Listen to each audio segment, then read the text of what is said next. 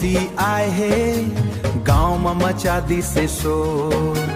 तोर हंसी देख के मोर धड़कत है दिल के डोर। गली गली में चर्चा होगे सब जन तोला निहारे।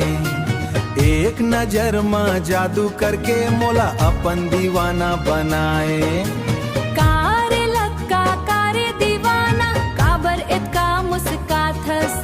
मोला देखत देखत दिन भर काबर पीछू पीछू आथस।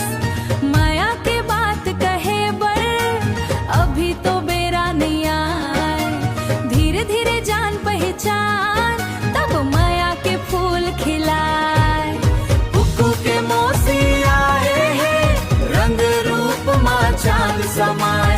तोर बिना अब मोर सजनी एक घड़ी खलो न जाए। अजलक की दीवाना रे झूठा सपना झन दिखाए।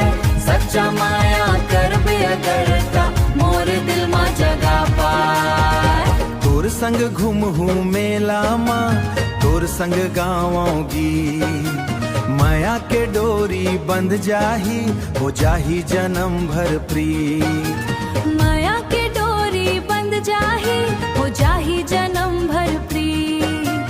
माया के डोरी बंध जाही हो जाही जन्म भर प्रीत।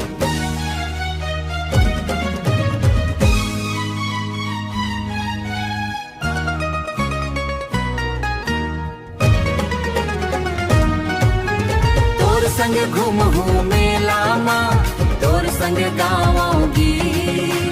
माया के डोरी बंध जाही हो जाही जन्म भर प्रीत। कुकू के मौसी आए हैं खुशी के बहार लेके।